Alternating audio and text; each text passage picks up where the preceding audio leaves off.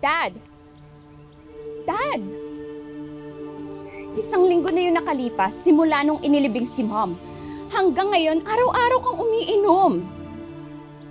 Makakasama yan sa puso mo eh. Kaya na nga yan, Dad. Baka sa susunod, ikaw pa yung mawala sa ginagawa mo. Ah!